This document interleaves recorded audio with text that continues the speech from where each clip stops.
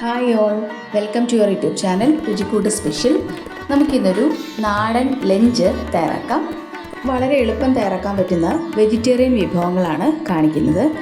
നമുക്ക് ആദ്യം റൈസ് തയ്യാറാക്കാം. അതിനായിട്ട് ഞാനിവിടെ ഉണക്കലരിയാണ് എടുത്തിരിക്കുന്നത്. പായസമൊക്കെ വെക്കാൻ എടുക്കുന്ന അല്ലെങ്കിൽ അമ്പലങ്ങളിലൊക്കെ നേദ്യം തയ്യാറാക്കാൻ എടുക്കുന്ന റൈസാണിത്. പച്ചരി പോലെ തന്നെ പെട്ടെന്ന് വേവിച്ചെടുക്കാം. അപ്പോൾ ഞാൻ 2 കപ്പ് അരിയെടുത്ത് നല്ല വൃത്തിയായിട്ട് കഴുകിയെടുത്തു. ഈ ഒരു കുക്കറിലാണ് വേവിക്കുന്നത്. ഇത് 5 ലിറ്ററിൻ്റെ കുക്കറാണ്. അതിലേക്ക് 6 കപ്പ് വെള്ളമാണ് ഒഴിച്ചിരിക്കുന്നത്. അതായത് 1 കപ്പ് അരിക്ക് 3 കപ്പ് വെള്ളം എന്ന രീതിയിൽ 6 കപ്പ് വെള്ളം എടുത്തു. അതിലേക്ക് നമ്മൾ കഴുകി വൃത്തിയാക്കിയ അരി ചേർത്തു.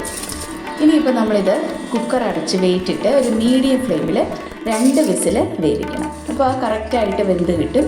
ഇത് വേവിച്ച് വെള്ളം ഊറ്റിക്കളയണ്ട, വേവിച്ച് വറ്റിച്ചെടുക്കുന്ന രീതിയിലാണ് നമ്മളിത് തയ്യാറാക്കുന്നത്. കുക്കറിലല്ലാതെയും ഇത് തയ്യാറാക്കാം, പെട്ടെന്ന് തന്നെ വെന്ത് കിട്ടും. പക്ഷെ കുറച്ചുകൂടെ കൂടുതൽ സമയം എടുക്കുമെന്ന് മാത്രം. ഇനി നമ്മൾ തയ്യാറാക്കാൻ പോകുന്നത് വെണ്ടയ്ക്ക മെഴുക്കുവരട്ടിയാണ്. അതിനായിട്ട് ഒരു നോൺ സ്റ്റിക്ക് പാൻ ചൂടായപ്പോൾ അതിലേക്ക് ഞാൻ 1 ടേബിൾ സ്പൂൺ വെളിച്ചെണ്ണ ഒഴിച്ചു. ഇനി ഒരു 15 വെണ്ടയ്ക്ക വട്ടത്തിൽ അരിഞ്ഞതാണ്, അത് ചേർത്തു. ആവശ്യത്തിന് ഉപ്പും ചേർത്ത് കൊടുക്കാം. വെണ്ടയ്ക്ക വെന്ത് കഴിയുമ്പോൾ നന്നായിട്ട് അതിൻ്റെ ക്വാണ്ടിറ്റി കുറയും, അതുകൊണ്ട് വളരെ കുറച്ച് ഉപ്പ് മാത്രം ചേർത്താൽ മതി. ഇനി നല്ലതുപോലെ ഒന്ന് ഇളക്കി അടച്ച് വെച്ച് വേവിക്കാം. ഒരു മീഡിയം ഫ്ലെയിമിൽ വെച്ചാൽ മതി. ഇടയ്ക്കിടയ്ക്കൊന്ന് തുറന്ന് ഇളക്കി കൊടുക്കുക. അങ്ങനെ ഒരു 10 മിനിറ്റ് കൊണ്ട് തന്നെ നമുക്ക് മെഴുക്കുവരട്ടി റെഡിയായി കിട്ടും. ഇനി കുറച്ച് സമയം ഒന്ന് അടച്ചു വെക്കാം.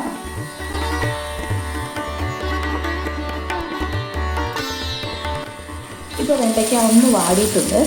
ഇനി ഇതിലേക്ക് കുറച്ച് കറിവേപ്പില ചേർക്കാണ്. അതിനുശേഷം നല്ലതുപോലെ ഒന്ന് ഇളക്കി വീണ്ടും അടച്ചു വെച്ച് വേവിക്കാം. അപ്പോൾ അങ്ങനെ ഒരു 10 മിനിറ്റ് കൊണ്ട് ഇടയ്ക്ക് കുറച്ച് പ്രാവശ്യം ഇതുപോലെ ഒന്ന് തുറന്ന് ഇളക്കി കൊടുത്താൽ പെട്ടെന്ന് തന്നെ വെണ്ടയ്ക്ക മെഴുക്കുവരട്ടി റെഡിയാവും.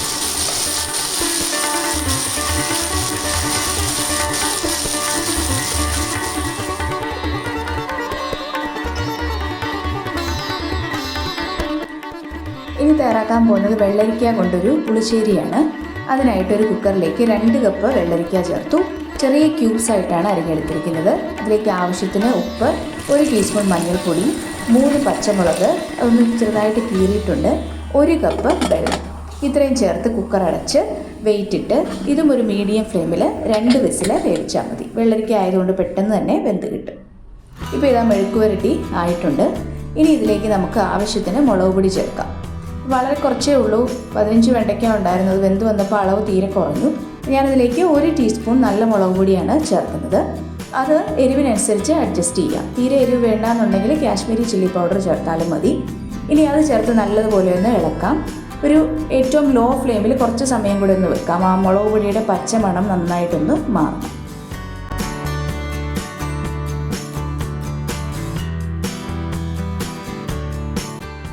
ഇപ്പോൾ ഇതാ വെണ്ടയ്ക്ക മെഴുക്കുവരട്ടി ഇവിടെ റെഡിയായി.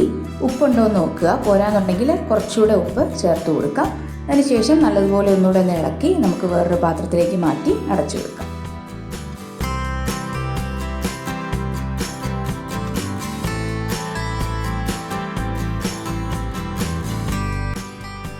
ഇനി നമുക്കൊരു പാവയ്ക്ക തോരൻ തയ്യാറാക്കാം.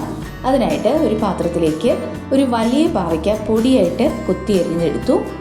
അപ്പോൾ അതിൻ്റെ ഉള്ളിലെ കുരുവൊക്കെ മാറ്റിയതിന് ശേഷം ഏറ്റവും കനം കുറച്ച് അരിഞ്ഞെടുക്കുക. അതിലേക്ക് ഇനി എരിവിന് ആവശ്യമുള്ള പച്ചമുളക് ചേർക്കാം. ഞാനിവിടെ 2 പച്ചമുളക് വട്ടത്തിൽ അരിഞ്ഞാണ് എടുത്തിരിക്കുന്നത്. ഇനി ചേർക്കുന്നത് സവാളയാണ്. ഒരു വലിയ സവാളയുടെ പകുതി കനം കുറച്ച് തീരെ പൊടിയായിട്ടാണ് അരിഞ്ഞിരിക്കുന്നത്. ആവശ്യത്തിന് തേങ്ങയും ചേർക്കാം. തേങ്ങ ഇപ്പം ഞാൻ 1 കപ്പാണ് എടുത്തിരിക്കുന്നത്. അതിൻ്റെ അളവ് നമുക്ക് ഇഷ്ടമുള്ളതുപോലെ ചേർക്കാം. കൂടുതൽ തേങ്ങ ചേർത്താൽ കൂടുതൽ ടേസ്റ്റ് ഉണ്ടാവും. പിന്നെ ആവശ്യത്തിന് ഉപ്പും കൂടെ ചേർക്കാം.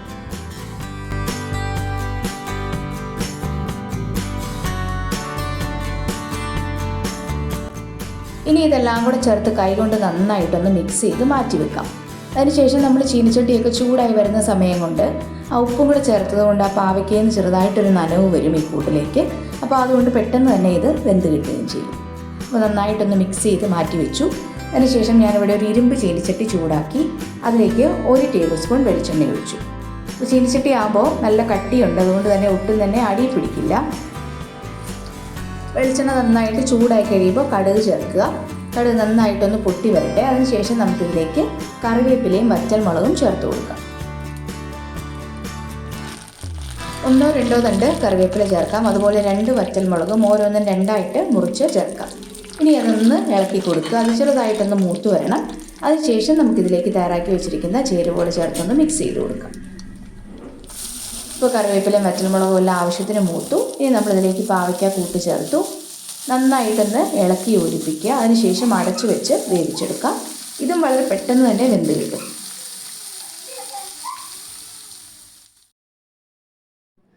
നന്നായിട്ടൊന്ന് ഇളക്കി യോജിപ്പിച്ചതിന് ശേഷം ഒരു മീഡിയം ഫ്ലെയിമിലാക്കി അടച്ചു വെച്ചാൽ മതി. അതിനുശേഷം ഇടയ്ക്കൊക്കെ ഒന്ന് തുറന്ന് 2-3 പ്രാവശ്യം ഇതുപോലെ വീണ്ടും ഒന്ന് ഇളക്കി കൊടുക്കാം.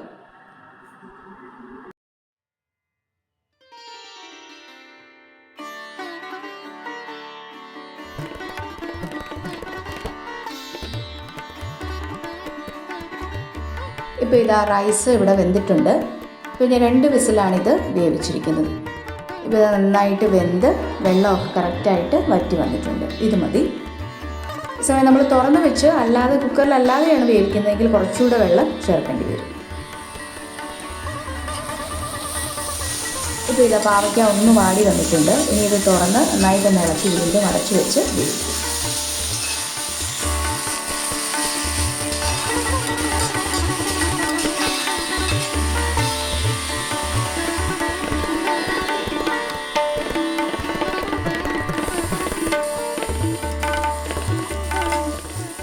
ഇപ്പോൾ ഇതാ പാവയ്ക്ക കറക്റ്റായിട്ട് വെന്ത് വന്നു.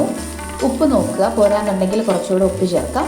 ഞാനിപ്പോൾ ഈ ഒരു സ്റ്റേജിൽ ഇത് വാങ്ങുകയാണ്. എനിക്കിത് കുറച്ചുകൂടെ ഡ്രൈ ആയിട്ട് എടുക്കണം എന്നുണ്ടെങ്കിൽ കുറച്ച് വെളിച്ചെണ്ണ ഒഴിച്ച് സിമ്മിൽ കുറച്ച് സമയം വെച്ചാൽ മതി.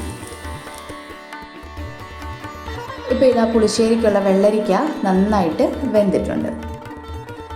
അപ്പോൾ അതിലേക്ക് ഉപ്പും മുളകും മഞ്ഞൾപ്പൊടിയൊക്കെ നല്ലതുപോലെ പിടിച്ചു. ഞാനിതിലേക്ക് 3 പച്ചമുളകാണ് ചേർത്തിരിക്കുന്നത്. ഇനി നമുക്ക് പുളിശ്ശേരിക്കുള്ള അരപ്പ് തയ്യാറാക്കാം. അതിനായിട്ട് ഞാൻ 1 മുറി ചിരകിയ തേങ്ങയാണ് എടുത്തിരിക്കുന്നത്. അതിലേക്ക് 1 ടീസ്പൂൺ ജീരകം കൂടെ ചേർത്ത് നല്ല മയത്തിൽ അരച്ചെടുക്കാം. ഒരു പാൻ ചൂടാകുമ്പോൾ അതിലേക്ക് 1 ടേബിൾ സ്പൂൺ വെളിച്ചെണ്ണ ഒഴിച്ചു. ഇനി കുറച്ച് കടുകും ഒരു 1/2 ടീസ്പൂൺ ഉലുവയും കൂടെ ചേർക്കാം. ഇനി കടുക് നന്നായിട്ടൊന്ന് പൊട്ടി ഉലുവ ഒന്ന് മൂത്ത് തുടങ്ങുന്ന സമയത്ത് നമുക്കിതിലേക്ക് കറിവേപ്പിലയും വറ്റൽമുളകും ചേർക്കാം. അപ്പോൾ ഞാനിപ്പോൾ ആദ്യമേ കടുക് വറുത്തതിന് ശേഷമാണ് പുളിശ്ശേരി തയ്യാറാക്കുന്നത്.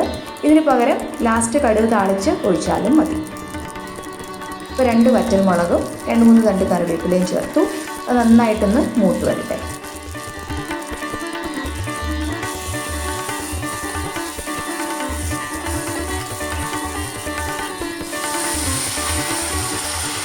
ഇനി നമുക്കിതിലേക്ക് വേവിച്ച് വെച്ചിരിക്കുന്ന വെള്ളരിക്ക ചേർക്കാം.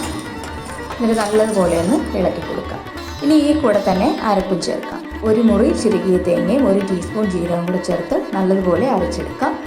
അരപ്പ് ഇതിലേക്ക് ചേർക്കാം. ആ കൂടെ തന്നെ കുറച്ച് വെള്ളം കൂടെ ചേർക്കാം.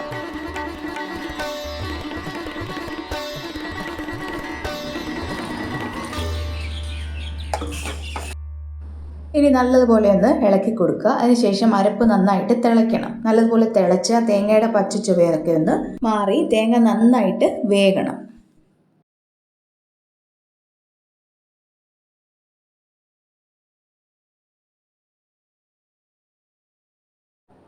ഇപ്പോൾ ഇത് അരപ്പ് നന്നായിട്ട് തിളച്ചു. ഇനി നമ്മളിതിലേക്ക് ചേർക്കുന്നത് തൈരാണ്. 1/2 ലിറ്റർ കട്ട തൈരാണ് ചേർക്കുന്നത്.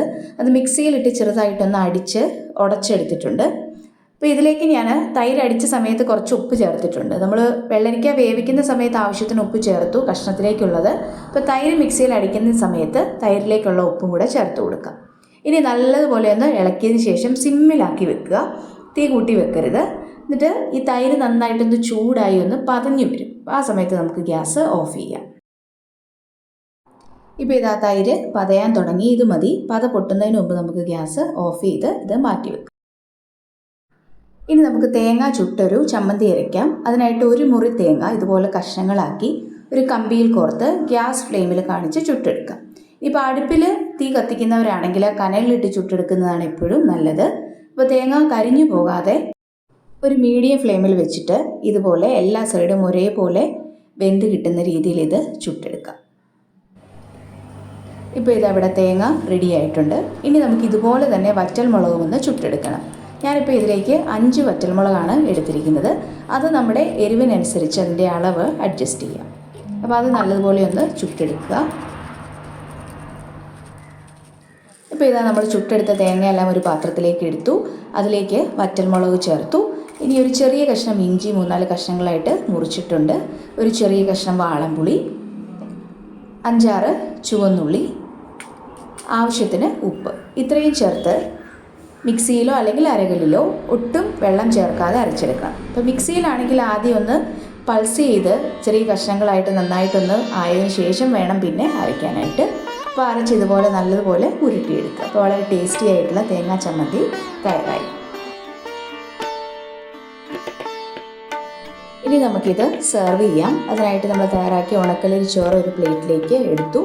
അതിലേക്ക് പാവയ്ക്ക തോരൻ വിളമ്പി, ആ കൂടെ വെണ്ടയ്ക്ക മെഴുക്കുവരട്ടി,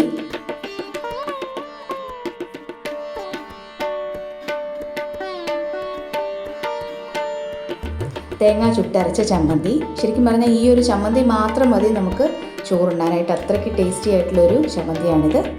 പിന്നെ ഒരു പപ്പടം, പിന്നെ നമ്മൾ തയ്യാറാക്കിയ വെള്ളരിക്ക പുളിശ്ശേരി. അപ്പോൾ നല്ല കുറുകിയിരിക്കുന്ന ഒരു പുളിശ്ശേരിയാണിത്. നമ്മൾ തൈരിലേക്ക് ഒട്ടും തന്നെ വെള്ളം ചേർത്തിട്ടില്ല. അപ്പോൾ അതിരിക്കും തോറും അതിൻ്റെ ടേസ്റ്റ് കൂടും.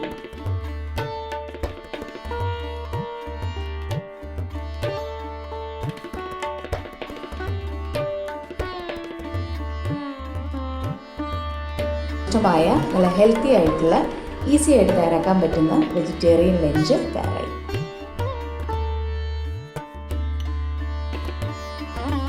പുളിശ്ശേരി തയ്യാറാക്കുമ്പോൾ അതിലേക്ക് ലാസ്റ്റ് നമ്മൾ വാങ്ങി വെക്കുന്ന സമയത്ത് കുറച്ച് ഉലുവ വറുത്ത് പൊടിച്ചതും കൂടെ ചേർക്കണം. അത് ഞാൻ കാണിക്കാൻ വിട്ടുപോയതാണ്. ഒരു 1/4 ടീസ്പൂൺ ഉലുവ ചേർത്താൽ മതി. വറുത്ത് പൊടിച്ച് വെച്ചിരിക്കുന്ന ഉലുവയാണ് ചേർക്കേണ്ടത്. ആ ഉലുവാപ്പൊടിയും കൂടെ ചേർത്ത് കഴിയുമ്പോഴാണ് പുളിശ്ശേരിയുടെ കറക്റ്റ് ഒരു ഫ്ലേവർ വരുന്നത്. അപ്പോൾ അതിരിക്കും തോറും പിറ്റേ ദിവസമോ അല്ലെങ്കിൽ അത് കഴിഞ്ഞൊക്കെ എടുക്കുമ്പോൾ കുറച്ചുകൂടെ ടേസ്റ്റ് ആയിരിക്കും. അപ്പോൾ എന്തായാലും എല്ലാവരും ഈ ഒരു ലഞ്ച് കോംബോ റെഡിയാക്കി നോക്കണം. വളരെ ടേസ്റ്റിയാണ്, വളരെ ഹെൽത്തിയുമാണ്. Thank you for watching.